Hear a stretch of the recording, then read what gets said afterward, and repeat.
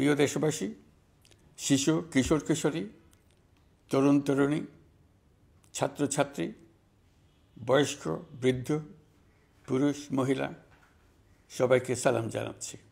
আসসালামু আলাইকুম। শুরুতেই স্মরণ করছি মুক্তিযুদ্ধের লাখো লাখো শহীদ এবং গত জুলাই আগস্ট মাসে ফ্যাসিবাদের বিরুদ্ধে ছাত্র শ্রমিক জনতার অভ্যুত্থানে নিহত সকল শহীদকে। সবাইকে জানাচ্ছি আমার সশ্রদ্ধ সালাম ও গভীর শ্রদ্ধা। আরও স্মরণ করছি তাদের, ফ্যাসিবাদী শক্তির বিরুদ্ধে লড়াই করে যারা আহত হয়েছে, পঙ্গুত্ব বরণ করেছে, চোখের দৃষ্টি হারিয়েছে, যারা ৯ দফা নিয়ে দাঁড়িয়েছে, যারা ১ দফা নিয়ে দাঁড়িয়েছে, যারা দেশকে এক হিংস্র স্বৈরাচারের হাত থেকে বাঁচিয়েছে। কৃতজ্ঞ চিত্তে স্মরণ করছি আপনাদের ভাই বোনদের, আপনাদের সন্তানদের যারা এই বিপ্লবে অংশগ্রহণ করেছে। আমরা অন্তর্বর্তীকালীন সরকারের প্রথম ১০০ দিন অতিক্রম করলাম। আপনারা জানেন কি কঠিন এক পরিস্থিতিতে আমাদের দায়িত্ব গ্রহণ করতে হয়েছে। ছাত্র শ্রমিক জনতার অভূতপূর্ব গণ অভ্যুত্থানের পর ফ্যাসিস্ট সরকার প্রধান পালিয়ে গেলে দেশ সরকার শূন্য হয় সাময়িকভাবে। পুলিশ প্রশাসন এ সময় সম্পূর্ণ নিষ্ক্রিয় হয়ে পড়লে উদ্বেগজনক এক পরিস্থিতির সৃষ্টি হয়। স্বৈরশাসনে বিপর্যস্ত এই দেশকে আমাদের সবাইকে মিলে পুনর্গঠন করতে হচ্ছে। জুলাই আগস্ট বিপ্লবের পর আমরা এমন একটি দেশ হাতে পেয়েছি যার সর্বত্র ছিল বিশৃঙ্খলা। স্বৈরশাসন টিকিয়ে রাখতে আইনশৃঙ্খলা বাহিনীকে জনগণের মুখোমুখি দাঁড় করিয়ে দেওয়া হয়েছিল। বিপ্লব চলাকালে প্রায় ১৫০০ ছাত্র শ্রমিক জনতার শহীদী মৃত্যু হয়। আমাদের সরকার প্রতিটি মৃত্যুর তথ্য অত্যন্ত যত্নের সাথে জোগাড় করছে। এই বিপ্লবে আহত হয়েছে ১৯,৯৩১ জন। আহতদের জন্য ঢাকার ১৩টি হাসপাতাল সহ বিভিন্ন বিশেষায়িত হাসপাতালে চিকিৎসার ব্যবস্থা করা হয়েছে। প্রতিদিনই তালিকায় আরও নতুন নতুন শহীদের তথ্য যোগ হচ্ছে, যারা স্বৈরাচারের আক্রোশের শিকার হয়ে এই পৃথিবী ছেড়ে চলে গেছেন।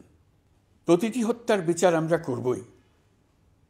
জুলাই আগস্ট হত্যাকাণ্ডের বিচারের যে উদ্যোগ আমরা নিয়েছি তার কাজও বেশ ভালোভাবে এগিয়ে যাচ্ছে। পতিত স্বৈরাচার শেখ হাসিনাকেও আমরা ভারতের কাছ থেকে ফেরত চাইব। কেবল জুলাই আগস্ট হত্যাকাণ্ডই নয়, আমরা গত ১৫ বছরে সব অপকর্মের বিচার করব। অসংখ্য মানুষ গুম হয়েছে, খুন হয়েছে। এই সময় আমরা গুমের তদন্তে একটা কমিশন গঠন করেছি।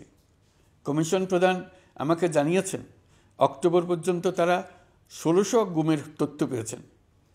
তাদের ধারণা এই সংখ্যা ৩৫০০ ছাড়িয়ে যাবে। অনেকেই কমিশনের কাছে গুমের অভিযোগ করতে ভয় পাচ্ছেন, এই ভেবে যে অভিযুক্ত ব্যক্তিদের দ্বারা তারা আবার আক্রান্ত হতে পারেন, ক্ষতিগ্রস্ত হতে পারেন।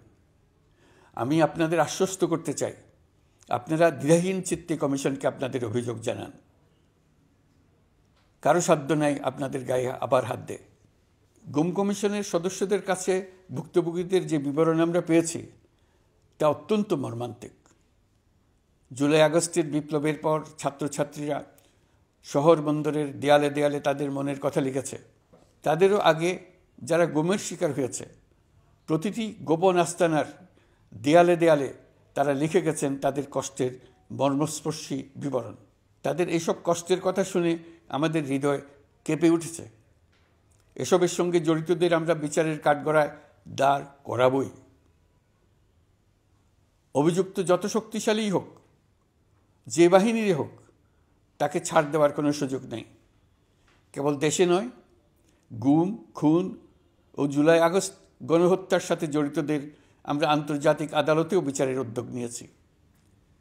ইন্টারন্যাশনাল ক্রিমিনাল কোর্টের প্রধান কৌঁসুলি করিম খানের সঙ্গে আমার এই ব্যাপারে ইতিমধ্যে কথা হয়েছে। আইনশৃঙ্খলা রক্ষাকারী বাহিনীগুলোর কোনো সদস্য কিংবা অন্য কেউ যাতে হত্যা, গুমসহ এই ধরনের কোনো অপরাধে জড়িয়ে পড়তে না পারে, এই জন্য আমরা গুম বিরোধী আন্তর্জাতিক সনদে স্বাক্ষর করেছি। আপনারা দেখেছেন জাতিসংঘের আন্তর্জাতিক মানবাধিকার বিষয়ক হাই কমিশনার ফলকার তুর্ক সম্প্রতি বাংলাদেশ সফর করেছেন। জাতিসংঘ জুলাই আগস্ট হত্যাকাণ্ডের তদন্তে আমাদের সহযোগিতার হাত বাড়িয়ে দিয়েছেন। ডিসেম্বর প্রথম সপ্তাহে তারা আমাদেরকে তাদের রিপোর্ট হস্তান্তর করার প্রতিশ্রুতি দিয়েছে। অতীতের গুমের ঘটনাগুলো তদন্ত কাজেও আমরা নিয়মিত তাদের সঙ্গে যোগাযোগ রক্ষা করে চলেছি। মানবাধিকার রক্ষায় সহযোগিতা করতে ঢাকায় তারা তাদের জনবল বাড়ানোর প্রস্তাব দিয়েছে। আমরা এই প্রস্তাব গ্রহণ করেছি। প্রিয় দেশবাসী, আমি আগেও জানিয়েছি, আবারও জানাচ্ছি, গণ অভ্যুত্থানে সকল শহীদদের পরিবারকে পুনর্বাসন করা হবে। একজনও বাদ যাবে না। সকল আহত শিক্ষার্থী, শ্রমিক, জনতার চিকিৎসার সম্পূর্ণ ব্যয় সরকার বহন করবে। আহতদের দীর্ঘমেয়াদী এবং ব্যয়বহুল চিকিৎসা এবং শহীদদের পরিবারের দেখাশোনার জন্য স্বাস্থ্য মন্ত্রণালয়ের নেতৃত্বে একটি পূর্ণাঙ্গ তালিকা প্রস্তুত করা হয়েছে। প্রতিটি শহীদ পরিবারকে সরকারের পক্ষ থেকে 30 লক্ষ টাকা দেওয়া হচ্ছে। যারা বুলেটের আঘাতে তাদের দৃষ্টিশক্তি হারিয়েছেন, তাদের চিকিৎসার জন্য নেপাল থেকে কর্নিয়া আনার ব্যবস্থা করা হয়েছে এবং যাদের প্রয়োজন তাদেরকে সরকারের পক্ষ থেকে বিদেশে চিকিৎসার জন্য পাঠানো হচ্ছে। জুলাই অভ্যুত্থানের কোনো শহীদ এবং আহত ছাত্র, শ্রমিক চিকিৎসা সেবা এবং পুনর্বাসন পরিকল্পনা থেকে বাদ যাবে না। এটি অন্তর্বর্তীকালীন সরকারের অঙ্গীকার। এই গণ অভ্যুত্থানের শহীদের স্মৃতি ধরে রাখতে গঠিত জুলাই শহীদ স্মৃতি ফাউন্ডেশন বেশ পাকাপোক্তভাবে তাদের কাজ শুরু করেছে। এই ফাউন্ডেশনকে সরকার 100 কোটি টাকা অনুদান দিয়েছে। এছাড়াও জুলাই আগস্ট বিপ্লবে শহীদ পরিবারের পুনর্বাসন ও আহতদের সর্বোত্তম চিকিৎসা নিশ্চিত করার জন্য সমাজ কল্যাণ মন্ত্রণালয়ের পক্ষ থেকে $5 মিলিয়ন একটি বরাদ্দ প্রস্তাব অর্থনৈতিক সম্পর্ক বিভাগের মাধ্যমে বিশ্ব ব্যাংকে পাঠানো হয়েছে। পতিত স্বৈরাচার পুলিশকে দলীয় কর্মীর মতো ব্যবহার করেছে। বাধ্য হয়ে তাদের অনেকেই গণহত্যায় অংশ নিয়েছেন। খুবই স্বাভাবিক প্রতিক্রিয়া হিসেবে তারা জনরোষের শিকার হয়েছেন। এতে তাদের মনোবল অনেক কমে যায়। আমরা পুলিশের মনোবল ফিরিয়ে এনে তাদের আবার আইনশৃঙ্খলা রক্ষায় কাজে লাগানোর চেষ্টা করছি। এক্ষেত্রে অনেক দৃশ্যমান উন্নতিও হয়েছে। আইনশৃঙ্খলা রক্ষায় বাংলাদেশ সেনাবাহিনীকেও কিছু নির্বাহী ক্ষমতা দেওয়া হয়েছে, যা পরিস্থিতির দৃশ্যমান উন্নতিতে সহায়তা করেছে। আমি আপনাদের সবাইকে ধন্যবাদ জানাই। কঠিন এই সময়ে আপনারা সবাই অপরিসীম ধৈর্যের পরিচয় দিয়েছেন।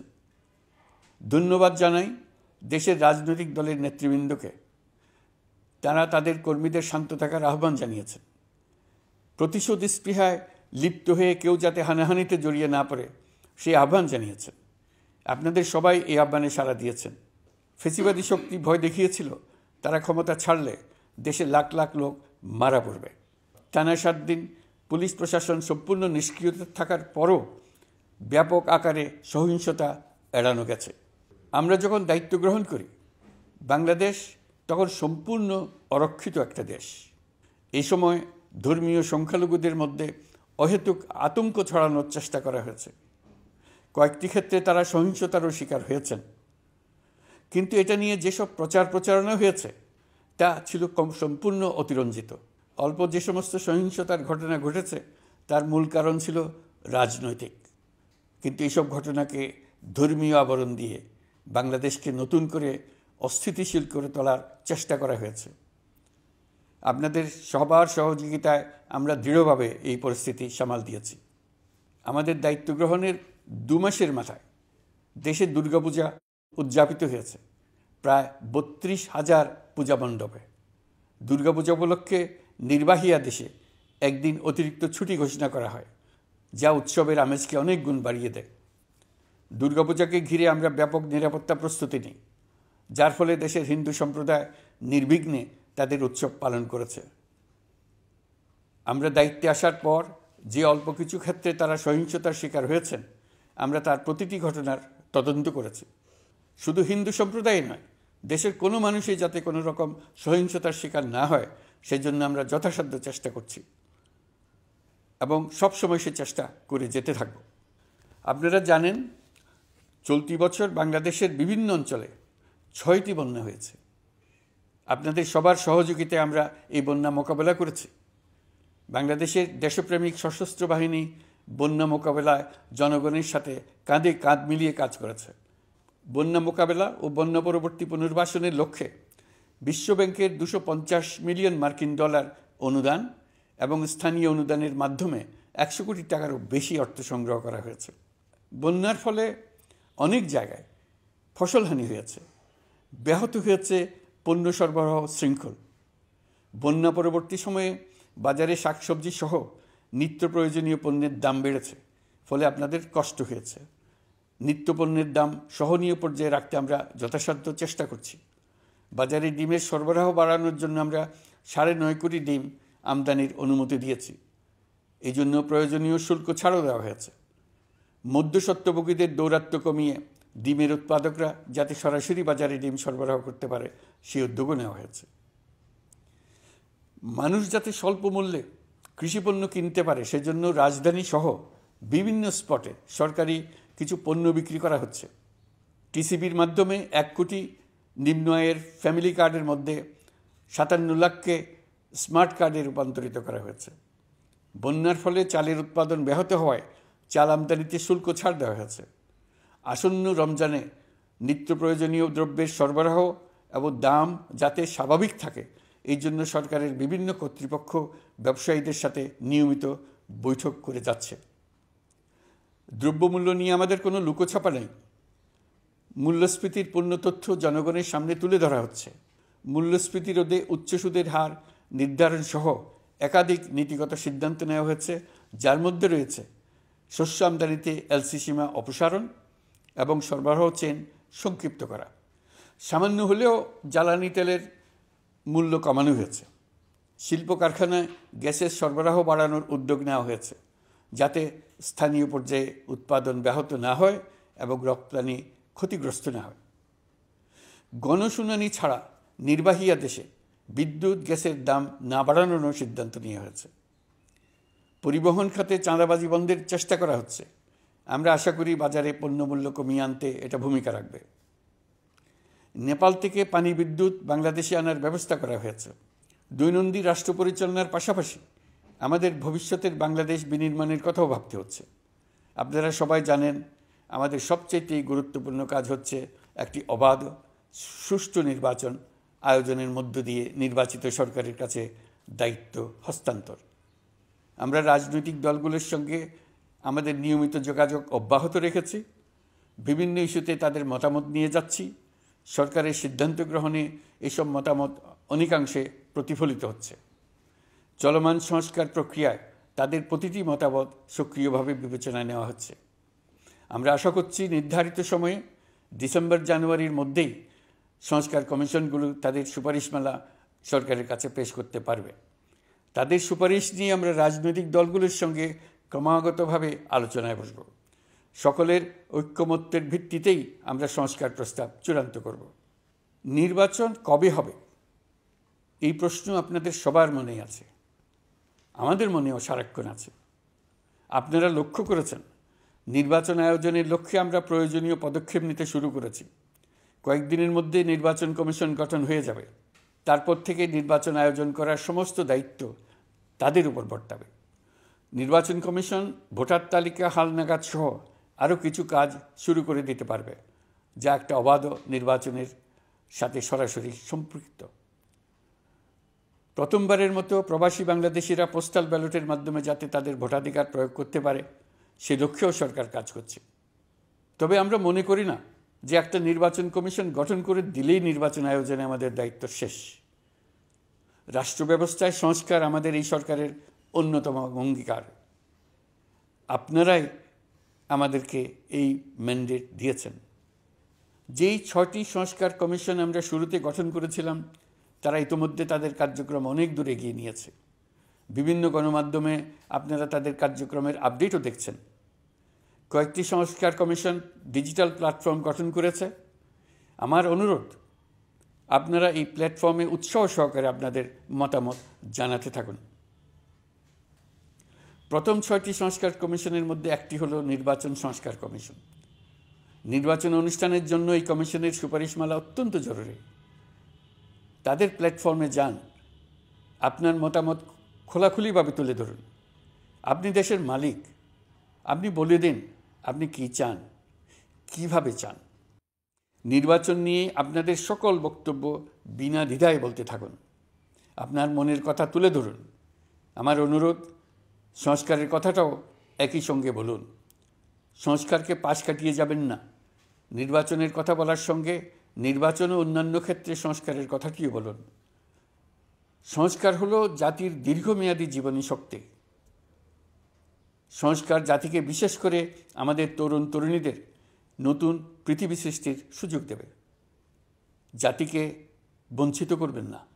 নির্বাচন আয়োজনে যে সংস্কার কমিশনের সুপারিশমালায় রাজনৈতিক দলসমূহ এবং দেশের সকল মানুষের মতামত অপরিহার্য, সেই কমিশন হলো সংবিধান সংস্কার কমিশন। এই সুপারিশমালার যে অংশ সকলের কাছে গ্রহণযোগ্য হবে তার ভিত্তিতে নির্বাচনী আইন সংশোধন করতে হবে। সমান্তরালভাবে ভোটার তালিকাও হালনাগাদ করার প্রক্রিয়া চলতে থাকবে। আমি নিশ্চিত নই সংস্কার প্রস্তাবসমূহ বাস্তবায়নের সুযোগ আমরা কতটুকু পাব। তবে আমি আপনাদের কথা দিচ্ছি, আপনারা সুযোগ দিলে প্রয়োজনীয় কিছু অত্যাবশ্যকীয় সংস্কার কাজ শেষ করেই আমরা আপনাদের কাঙ্ক্ষিত নির্বাচন আয়োজন করব। ততদিন পর্যন্ত আমি আপনাদের ধৈর্য ধারণ করার অনুরোধ করব। আমরা চাইব আমরা যেন এমন একটি নির্বাচন ব্যবস্থা সৃষ্টি করতে পারি যা যুগ যুগ ধরে অনুসরণ করা যাবে। এর ফলে সাংবৎসরিক রাজনৈতিক সংকট থেকে আমাদের দেশ রক্ষা পাবে। এই জন্য প্রয়োজনীয় সময়টুকু আমি আপনাদের কাছ থেকে চেয়ে নিচ্ছি। নির্বাচনী সংস্কারের সিদ্ধান্ত হয়ে গেলে খুব দ্রুত আপনারা নির্বাচনের রোডম্যাপও পেয়ে যাবেন। অন্তর্বর্তী সরকার সৃষ্টি হয়েছে রাজনীতিকে নীতির কাঠামোয় আনার জন্য এবং রাজনীতির জন্য নতুন পরিবেশ সৃষ্টির নিবিড় আকাঙ্ক্ষা থেকে। এই আকাঙ্ক্ষা পূরণ করা থেকে জাতিকে বঞ্চিত করবেন না। নির্বাচনের ট্রেন যাত্রা শুরু করেছে, এটা আর থামবে না। কিন্তু যেতে যেতে আমাদের অনেকগুলো কাজ সেরে ফেলতে হবে। এই ট্রেন শেষ স্টেশনে কখন পৌঁছবে সেটা নির্ভর করবে কত তাড়াতাড়ি আমরা তার জন্য রেল লাইনগুলো বসিয়ে দিতে পারি, আর তা হবে রাজনৈতিক দলসমূহের ঐক্যমত্যের মাধ্যমে। ইতিমধ্যে অন্যান্য সংস্কার কমিশনের সুপারিশমালা নিয়ে আলাপ চলতে থাকবে। নির্বাচন ছাড়াও আরও গুরুত্বপূর্ণ সংস্কার করার ব্যাপারে ঐক্যমত গঠনের জন্য অতিরিক্ত সময় প্রয়োজন হতে পারে। দেশবাসীর কাছে, বিশেষ করে রাজনৈতিক দলগুলির কাছে আমরা ক্রমাগতভাবে প্রশ্ন তুলতে থাকব, কী কী সংস্কার নির্বাচনের আগে আপনারা করে নিতে চান। নির্বাচনের আয়োজন চলাকালীন কিছু সংস্কার হতে পারে। সংস্কারের জন্য নির্বাচনকে কয়েক মাস বিলম্বিতও করা যেতে পারে। আমরা দুদিন পরে চলে যাব, কিন্তু আমাদের মাধ্যমে জাতির জন্য যে ঐতিহাসিক সুযোগ সৃষ্টি হলো, সেই সুযোগটা যেন কোনো রকমেই হাতছাড়া করে না দিই, এটার ব্যাপারে দৃঢ় থাকার জন্য আমি দলমত, নারী পুরুষ, ধর্ম, তরুণ, বৃদ্ধ, ছাত্র, ব্যবসায়ী, শ্রমিক, কৃষক নির্বিশেষে সবার কাছে আহ্বান জানাচ্ছি। আশা করি আপনারা আমার এই আবেদন গ্রহণ করবেন। দেশে সংগঠিত অন্যান্য অপরাধের বিচার প্রক্রিয়া ত্বরান্বিত করার জন্য দেশের বিভিন্ন জেলায় সহস্রাধিক প্রসিকিউটর নিয়োগ দেওয়া হয়েছে। হাইকোর্টে ইতিমধ্যে নিয়োগ দেওয়া হয়েছে 23 জন নতুন বিচারক। বিচার বিভাগকে ঘুষ ও দুর্নীতিমুক্ত করার জন্য সম্ভব সব ধরনের চেষ্টাই করা হচ্ছে। বিচারপতিদের নিয়মতান্ত্রিক উপায়ে শাস্তিমূলক ব্যবস্থা গ্রহণের জন্য সুপ্রিম জুডিশিয়াল কাউন্সিল পুনর্বহাল করা হয়েছে। শুধু বিচার বিভাগই নয়, সর্বগ্রাসী দুর্নীতির হাত থেকে দেশের সব খাতকেই রক্ষা করতে আমরা সচেষ্ট হয়েছি। দুর্নীতি দমন কমিশন পুনর্গঠনের কাজ প্রায় শেষ পর্যায়ে। দুর্নীতি ও অর্থ পাচারে অভিযুক্ত প্রভাবশালী 150 ব্যক্তির তালিকা তৈরি এবং 79 জনের বিরুদ্ধে অনুসন্ধান শুরু হয়েছে। 15% হারে আয়কর পরিশোধ করে অপ্রদর্শিত পরিসম্পদ অর্থাৎ কালো টাকা সাদা করার বিধান বাতিল করা হয়েছে। সরকারি কার্যক্রমকে গতিশীল করতে বিভিন্ন পর্যায়ের 19,084 জন কর্মকর্তা কর্মচারীকে পদোন্নতি, 13,429 জনকে বদলি এবং 12,636 জনের বিরুদ্ধে শাস্তিমূলক ব্যবস্থা গ্রহণ করা হয়েছে। সাংবিধানিক প্রতিষ্ঠান পাবলিক সার্ভিস কমিশন পুনর্গঠন করা হয়েছে। কুখ্যাত সাইবার সিকিউরিটি আইন বাতিলের নীতিগত সিদ্ধান্ত হয়েছে।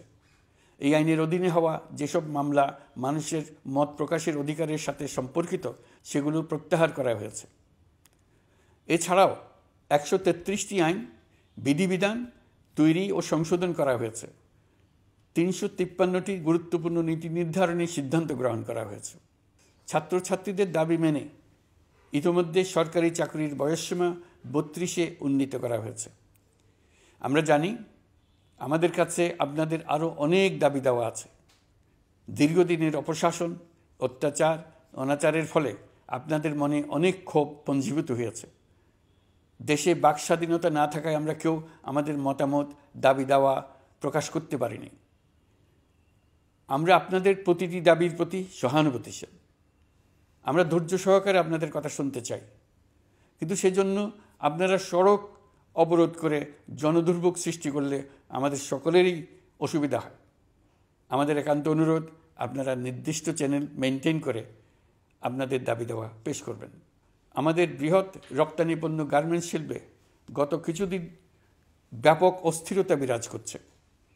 ফ্যাসিস্ট সরকারের সুবিধাভোগী বেশ কিছু গার্মেন্টস মালিক পালিয়ে যাওয়ায় শ্রমিকদের বেতন ভাতা নিয়ে অনিশ্চয়তা তৈরি হয়েছে। অন্য অনেক কারখানাও শ্রমিকদের ন্যায্য বেতন সহ অন্যান্য সুবিধা থেকে বঞ্চিত ছিল। শ্রমিকরা তাদের দীর্ঘদিনের বঞ্চনার প্রতিবাদ জানাতে এবং অনিশ্চয়তা থেকে মুক্তি পেতে রাস্তায় নেমে আসে। আমরা তাদের কথা শুনেছি, তাদের আলোচনার টেবিলে নিয়ে আসতে পেরেছি। আমরা অত্যন্ত আনন্দিত যে মালিক শ্রমিকের মধ্যে 18 দফার একটা ব্যাপক ভিত্তিক চুক্তি স্বাক্ষরিত হয়েছে। বড় ধরনের কোনো সহিংসতা ছাড়াই আমরা শ্রমিক অসন্তোষ নিরসন করতে পেরেছি। তারা আবার উৎপাদনে ফিরেছে। এতে প্রাণ ফিরে পেয়েছে বাংলাদেশের রপ্তানিমুখী এই শিল্প। নানা প্রতিকূলতা সত্ত্বেও অক্টোবর মাসে আমাদের রপ্তানিতে প্রবৃদ্ধি হয়েছে প্রায় 21%। আমরা যখন কাজ শুরু করেছি দেশের অর্থনীতি ছিল বিপর্যস্ত। বৈদেশিক মুদ্রার রিজার্ভ ছিল তলানিতে। আসার কথা, এই রিজার্ভ পরিস্থিতি এখন উন্নতির পথে। গত 3 মাসে রিজার্ভে কোনো রকম হাত না দিয়েই আমরা প্রায় $2 বিলিয়ন বৈদেশিক ঋণ শোধ করতে পেরেছি। জ্বালানি তেল আমদানিতে পুঞ্জীভূত বকেয়ার পরিমাণ $478 মিলিয়ন হতে কমিয়ে $160 মিলিয়ন আনতে পেরেছি। অর্থনীতি পুনরুদ্ধারে আমরা সর্বাত্মক চেষ্টা চালিয়ে যাচ্ছি। বিশ্বব্যাংক, IMF সহ বিভিন্ন দাতা সংস্থা ইতিমধ্যে ঋণ ও অনুদান হিসেবে $8 বিলিয়ন দেওয়ার প্রতিশ্রুতি দিয়েছে, যা আমাদের ভঙ্গুর অর্থনীতিকে সচল করতে সক্ষম হবে। পতিত সরকার আমাদের জন্য যে ভঙ্গুর অর্থনৈতিক পরিস্থিতি রেখে গিয়েছে, তাতে রাজস্ব আদায়ে গতি আনতে হিমশিম খেতে হচ্ছে জাতীয় রাজস্ব বোর্ডকে। এর মধ্যেও জুলাইয়ের নেতিবাচক অবস্থা থেকে অক্টোবর নাগাদ রাজস্ব আদায়ে 9.9% প্রবৃদ্ধি অর্জিত হয়েছে। আগের অর্থবছরের সংশোধিত বাজেটে বিপুল রাজস্ব ঘাটতি ছিল, যে কারণে এবার শুরু থেকেই রাজস্ব আদায়ের লক্ষ্যমাত্রা অনেক বেড়ে যায়। এর ফলে স্বৈরাচার পতনের পরবর্তী 3 মাসে 9.9% রাজস্ব বৃদ্ধির পরেও লক্ষ্যমাত্রার বিপরীতে 23%-এর বেশি ঘাটতি থেকে যায়। রাজস্ব আদায়ের গতি আনতে আমি এখন অনলাইনে আয়কর রিটার্ন জমা দিতে উৎসাহিত করছি। আন্তর্জাতিক সাহায্য সংস্থা, বিশ্বব্যাংক, IMF, UNDP ইত্যাদি প্রধানদের সঙ্গে আমার দীর্ঘ বৈঠক হয়েছে। তারাও বাংলাদেশকে নতুনভাবে এবং সর্বাত্মকভাবে সাহায্যের জন্য তাদের আগ্রহ ব্যক্ত করেছেন। চীনের পররাষ্ট্রমন্ত্রীর সঙ্গে একান্ত বৈঠকে চীনের পক্ষ থেকে যাবতীয় সাহায্যের আশ্বাস দিয়েছেন। 100 দিন আগে আর্থিক দিক থেকে আমরা যে লণ্ডভণ্ড অবস্থা থেকে যাত্রা শুরু করেছিলাম, সেটা এখন অতীত ইতিহাস হয়ে দাঁড়িয়েছে। এই 100 দিনে অর্থনীতি সবল অবস্থানে চলে আসছে। এটা সম্পূর্ণ নিজস্ব নীতিমালা দিয়ে হয়েছে। বলা বাহুল্য, এখনও আমাদের বন্ধুদের কাছ থেকে যে সাহায্যের আয়োজন হয়েছে তা আসা শুরু করেনি। বন্ধু রাষ্ট্রগুলো শুধু যে আমাদের বড় বড় অঙ্কের সাহায্য দিয়ে আসছে তাই নয়, তারা এই সাহায্য দ্রুততম সময়ে আসা শুরু করবে এই প্রতিশ্রুতিও আমাকে দিয়েছেন। এই সাহায্য আসা শুরু করলে আমাদের অর্থনীতি অত্যন্ত মজবুত এবং আকর্ষণীয় অর্থনীতিতে পরিণত হবে। বিদেশি বিনিয়োগকারীরাও নানা রকম বিনিয়োগে উৎসাহিত হয়ে এগিয়ে আসবে। বিনিয়োগকারীদের সঙ্গে এখন থেকে আমরা আলোচনা শুরু করে দিয়েছি। বিশ্বের রাষ্ট্রপুঞ্জের মজলিসে আমরা এখন সম্মানিত এবং প্রশংসিত দেশের অবস্থানে পৌঁছতে পেরেছি। এর কারণে পরাজিত শক্তি নানা কৌশল করেও তাদের দিকে দৃষ্টি আকর্ষণ করতে পারছে না। তারা নানা চেহারা নিয়ে আপনাদের প্রিয়পাত্র হবার চেষ্টা করছে। পরাজিত শক্তির ষড়যন্ত্র থেকে নিজেকে মুক্ত রাখুন, দেশকে মুক্ত রাখুন। এই ব্যাপারে অনড় থাকুন। এমন কিছু করবেন না যা তাদেরকে উৎসাহিত করতে সাহায্য করে। তাদেরকে সকল দিক থেকে নিরাশ করুন। সেটা নিশ্চিত করতে পারলে আমাদের আর কোনো বিষয়ে সংশয় করার প্রয়োজন নেই। সরকারের পক্ষ থেকে আমি নিশ্চয়তা দিচ্ছি, সকল প্রকার সীমাবদ্ধতা সত্ত্বেও আমরা আপনাদেরকে একটা মজবুত অর্থনীতি দিয়ে যাব, ভবিষ্যতে চলার পথকে সহজগম্য করে যাব, নাগরিক অধিকারসমূহ নিশ্চিত করে যাব। বিপক্ষ শক্তি যত শক্তিশালী হোক, নাশকতার যত রকম উদ্ভট পরিকল্পনাই করুক, সব কিছু নস্যাৎ করার জন্য প্রস্তুত থাকুন। এবার যে মুক্তি আমরা অর্জন করেছি তা আমাদের কাছ থেকে কেউ যেন ছিনিয়ে নিতে না পারে, তার জন্য সর্বমুহূর্তে প্রস্তুত থাকুন। আপনারা জেনেছেন পতিত সরকার ও তার দোসররা প্রতি বছর দেশ থেকে 12 থেকে 15 বিলিয়ন ডলার পাচার করেছে। দুর্নীতি বিরোধী সংস্থা ট্রান্সপারেন্সি ইন্টারন্যাশনাল বাংলাদেশ সম্প্রতি এই তথ্য দিয়েছে। পাচার হয়ে যাওয়া এই অর্থ ফিরিয়ে আনার জন্য সম্ভব সকল ধরনের উদ্যোগ আমরা গ্রহণ করেছি। এই কাজে সফল হতে পারলে আমাদের অর্থনীতি আরও গতি পাবে। এই কাজে আমরা বিভিন্ন আন্তর্জাতিক সাহায্য সংস্থার সাহায্য দিচ্ছি। আমি ধন্যবাদ জানাতে চাই বিশ্ব নেতৃবৃন্দকেও। বাংলাদেশের এই সংকটময় সময়ে তারা প্রায় সবাই সহযোগিতার হাত বাড়িয়ে দিয়েছেন। আমি যখন সেপ্টেম্বরে জাতিসংঘের সাধারণ পরিষদের অধিবেশনে যোগ দিই, সে সময় মার্কিন যুক্তরাষ্ট্র, European Union, Canada, Italy, Holland, জাতিসংঘের মহাসচিব সহ বিশ্বের অনেক দেশের সরকার প্রধানের সঙ্গে আমার বৈঠক করার সুযোগ হয়। তারা স্বতঃস্ফূর্তভাবে আমাদের প্রতি সর্বাত্মক সহযোগিতা প্রদানের অঙ্গীকার ব্যক্ত করেছেন। নেপাল, মালদ্বীপ, পাকিস্তান সহ প্রতিবেশী বেশ কয়েকটি দেশের সরকার প্রধানের সঙ্গে আমার বৈঠক হয়েছে, যেখানে আমি সার্ককে পুনর্জীবিত করার কথা বলেছি। দেশে ফিরে আসার পর এসব দেশের রাষ্ট্রদূতগণ যারা ঢাকায় আছেন স্বতঃপ্রবৃত্ত হয়ে আমার সঙ্গে দেখা করে তাদের সরকার প্রধানদের অঙ্গীকার পুনর্ব্যক্ত করে গেছেন। তারা সম্পূর্ণ নতুনভাবে আমাদের জন্য সহায়তার নতুন ছক তৈরি করার কাজ শুরু করেছেন। যেসব রাষ্ট্রদূত দিল্লিতে অফিস করেন তারা দিল্লি থেকে এসে দেখা করে গেছেন।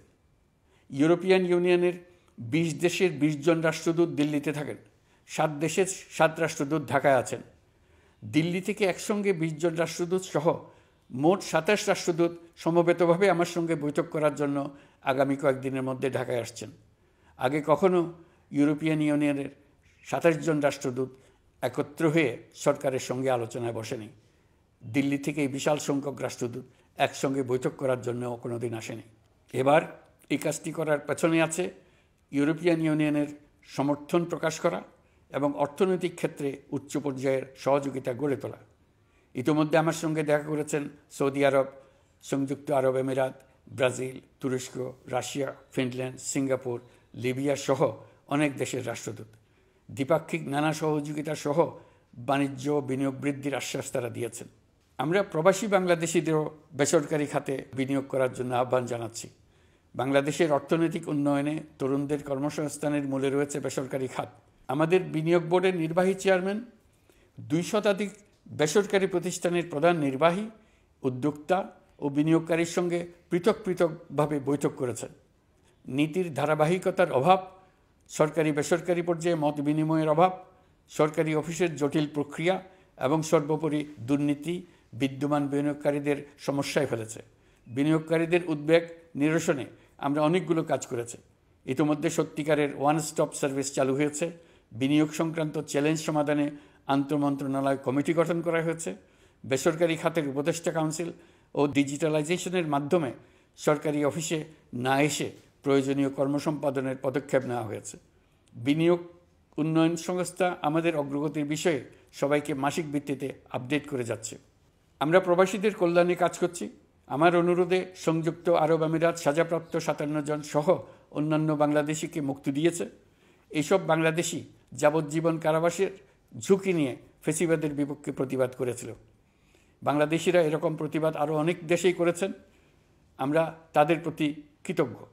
কয়েকদিন আগে বাকুতে সংযুক্ত আরব আমিরাতের প্রেসিডেন্ট জনাব শেখ মোহাম্মদ বিন জায়েদ আল নাহিয়ানের সঙ্গে আমার কথা হয়েছে। তাকে বাংলাদেশের পক্ষ থেকে ধন্যবাদ জানিয়েছি। তিনি বলেছেন বাংলাদেশের জন্য যে কোনো সাহায্য লাগলে আমি যেন তাকে জানাই। প্রবাসীদের কল্যাণে আমাদের সরকার সম্ভব সব ধরনের উদ্যোগ গ্রহণ করে যাচ্ছে। আপনারা জানেন মালয়েশিয়ার প্রধানমন্ত্রী আনোয়ার ইব্রাহিম সম্প্রতি বাংলাদেশ সফর করেছেন। 18,000 বাংলাদেশি যারা সব ধরনের আনুষ্ঠানিকতা মেনে চলার পরেও স্বৈরাচারী সরকারের অব্যবস্থাপনার জন্য মালয়েশিয়া যেতে পারেন নাই, তিনি তাদের জন্য মালয়েশিয়ার দ্বার আবার উন্মুক্ত করার আশ্বাস দিয়েছেন। এই লক্ষ্যে আমরা কাজও শুরু করেছি। আপনারা জেনে থাকবেন মালয়েশিয়া আগামী বছর দক্ষিণ পূর্ব এশিয়ার আঞ্চলিক সহযোগিতা সংস্থা আসিয়ানের চেয়ারম্যানের দায়িত্ব নিতে যাচ্ছে। আমরা ইতিমধ্যে আসিয়ানের সদস্য পদের জন্য আবেদন করেছি। মালয়েশিয়ার প্রধানমন্ত্রী আমাদের আবেদন সক্রিয়ভাবে বিবেচনার আশ্বাস দিয়েছেন। একই ধরনের আশ্বাস আমরা পেয়েছি ইন্দোনেশিয়া থেকেও। ইন্দোনেশিয়ার পক্ষ থেকে সে দেশে রাষ্ট্রীয় সফরে যাওয়ার জন্য আমাকে অনুরোধ করেছে। সৌদি আরব সহ বিশ্বের আরও অনেক দেশ আমাদের সঙ্গে সহযোগিতা বৃদ্ধির প্রস্তাব দিয়েছে। প্রথমবারের মতো ওআইসি সদর দপ্তরে আমরা স্থায়ীভাবে রাষ্ট্রদূত নিয়োগ দিয়েছি। তুরস্কের রাষ্ট্রপতি রিসেপ তাইয়েপ এরদোগানের সাথে আগে আমার টেলিফোনে আলাপ হয়েছে। এবার COP29 সম্মেলনে গিয়ে তিনিও তার স্ত্রীর সঙ্গে অত্যন্ত অন্তরঙ্গ পরিবেশে আলোচনা হয়েছে। বাংলাদেশের প্রতি তার বিশেষ সমর্থনের কথা তিনি বারবার প্রকাশ করেছেন। তুরস্কের একটি বাণিজ্য প্রতিনিধি দল ইতিমধ্যে বাংলাদেশ সফর করেছে। তুরস্ক এদেশের সঙ্গে অর্থনৈতিক সম্পর্ক উন্নয়নের জন্য টার্কিশ ইনভেস্টমেন্ট অথরিটি বা তিকা একটি অফিস ঢাকায় স্থাপনের জন্য ঘোষণা দিয়েছে। এর মাধ্যমে তুরস্কের বিনিয়োগ ও বাণিজ্য বৃদ্ধির উদ্যোগ নেওয়া হবে। এ উদ্দেশ্যে চলতি মাসে একটি উচ্চ ক্ষমতা সম্পন্ন দল তুরস্ক থেকে বাংলাদেশে আসছেন। প্রিয় দেশবাসী, নতুন হজ প্যাকেজ ঘোষণা করা হয়েছে। তাতে হজের ব্যয় 1 লাখ টাকারও বেশি কমিয়ে আনা হয়েছে। পাশাপাশি আমরা এই সিদ্ধান্ত গ্রহণ করেছি, এই বছর সরকারি খরচে কাউকে হজে পাঠানো হবে না। আমরা নতুন বাংলাদেশকে একটা পরিবেশ বান্ধব এবং জীব বৈচিত্র্যময় দেশ হিসেবে গড়ে তোলার উদ্যোগ নিয়েছি। এটি তরুণদের আকাঙ্ক্ষা, আমাদের সবারই আকাঙ্ক্ষা। সেই লক্ষ্যে আমি প্রথমেই একটি ক্ষুদ্র পদক্ষেপ নিয়েছি। সমগ্র সচিবালয়ে প্লাস্টিকের পানির বোতল ব্যবহার নিষিদ্ধ করেছি। ইতিমধ্যে সুপার শপগুলোতে পলিথিনের শপিং ব্যাগ ব্যবহার বন্ধ করার উদ্যোগ নেওয়া হয়েছে। গত কয়েক দশকে যে পরিমাণ নদী দূষণ হয়েছে, আমরা তা বন্ধ করার উদ্যোগ নিয়েছি। আপনারা সবাই অবগত আছেন, জলবায়ু পরিবর্তন আমাদের জীবনযাত্রার জন্য কীরকম হুমকি হয়ে আসছে। গত 1 বছরে বাংলাদেশ প্রায় 15টি প্রাকৃতিক দুর্যোগের শিকার হয়েছে। মানুষের সৃষ্ট নানাবিধ দুর্যোগের পাশাপাশি এসব প্রাকৃতিক দুর্যোগের বিপক্ষেও আমাদের লড়তে হচ্ছে। আজারবাইজানে জলবায়ু সম্মেলনে বিশ্ব নেতৃবৃন্দকে আমি আমার উদ্যোগের কথা জানিয়েছি। সেখানে জাতিসংঘের মহাসচিব, ইউরোপ, এশিয়া, আফ্রিকার অনেক সরকার প্রধানের সঙ্গে আমার দেখা হয়েছে। যতটুকু আলাপ আলোচনা সম্ভব হয়েছে, আমি সবার কাছে জলবায়ুর প্রতিকূল প্রভাব মোকাবেলা সহ গণতান্ত্রিক উত্তরণের পথে বাংলাদেশের অগ্রযাত্রায় সহযোগিতা চেয়েছি। তারা সবাই সহযোগিতার অঙ্গীকার করেছেন। গত 100 দিনে আমরা অনেক কল্যাণমূলক কাজ করেছি, যা এখানে স্বল্প পরিসরে বর্ণনা করা সম্ভব নয়। আমাদের সরকার স্বচ্ছতা ও জবাবদিহিতায় বিশ্বাসী। তাই আমি সরকারের সকল মন্ত্রণালয়কে নির্দেশ দিয়েছি তাদের নিজ নিজ কাজের বিস্তারিত বিবরণ নিজেদের ওয়েবসাইট ও সামাজিক যোগাযোগ মাধ্যমে প্রকাশ করার জন্য। আমি আমার দপ্তরকেও বলেছি সরকারের সব কাজের বিবরণ যাতে জনগণ জানতে পারে, এই জন্য যেন প্রয়োজনীয় পদক্ষেপ নেওয়া হয়।